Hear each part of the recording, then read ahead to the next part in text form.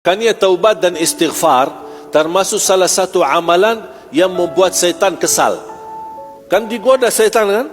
Proses syaitan menggoda kita sebentar atau lama? Ya lama, sampai kita jatuh dalam dosa. Digoda sampai syaitan. Subhanallah, syaitan salah satu makhluk yang tidak pernah putus asa.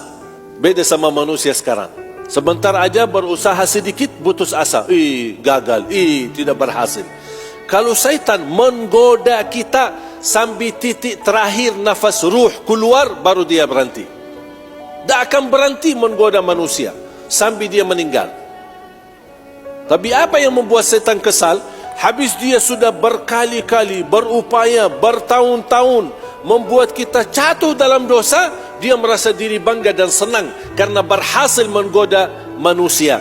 Tapi begitu manusia sadar dan ingat Allah, malu, beristighfar dan taubat, kata Allah, aku ampuni semua dosamu. Kata syaitan, capek deh. Makanya syaitan tak senang taubat dan istighfar. Dan itulah karunia Allah subhanahu wa ta'ala. Sebagaimana Allah berfirman di hadis Qudsi, Ya ibna Adam, law balaghat dhunubuka anana as-sama, thumma astaghfartani laghafartu laka ala ma kana minka wala ubali. Hei anak Adam, kalau dosa-dosamu sampai lapisan langit. Mohon maaf, kalau kumpulkan semua dosa manusia, belum tentu sampai ke lapisan langit. Apalagi dosa satu orang. Tak mungkin bisa sampai. Tapi kata Allah, seandainya dosa seorang di antara kalian sampai ke lapisan langit, kemudian kamu beristighfar, taubat, memohon ampun kepada aku ampuni semuanya, dan aku tidak peduli berapa banyak dosamu. Itu kata Allah di hadis Qudsi. Betapa luas dan besar karunia ampunan Allah subhanahu wa ta'ala. Oleh kerana itu, menurut saya orang yang tidak mohon ampun kepada Allah, dia sombong.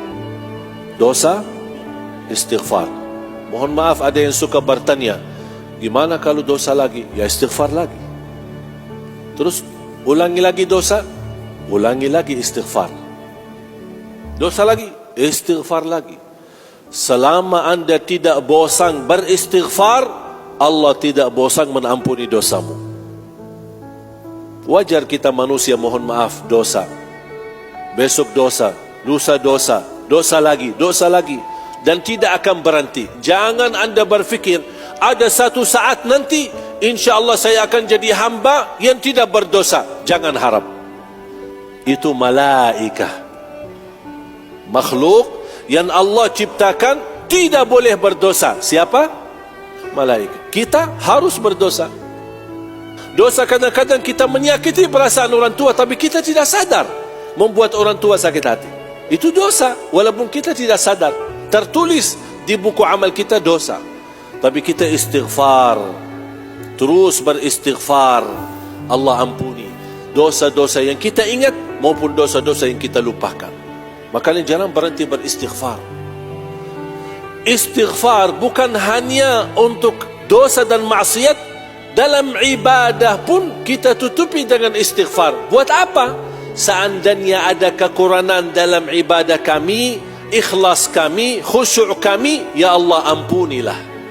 Makanya habis kita salat, bilang apa? Astaghfirullah. Ada orang bilang, kok istighfar? Memang kamu lagi dosa ya? Istighfar bukan untuk dosa saja. Ibadah pun butuh istighfar. Karena kita semua, tidak ada yang bisa sempurna ibadah. Sehebat apapun, tidak bisa sempurna ibadah. Mau dia ustaz, mau dia habib, mau dia siapa, tidak bisa sempurna ibadah. Manusia punya kemampuan terbatas. La yukallifullahu nafsan illa wus'ah. Makanya kekurangan kita tutupilah dengan istighfar.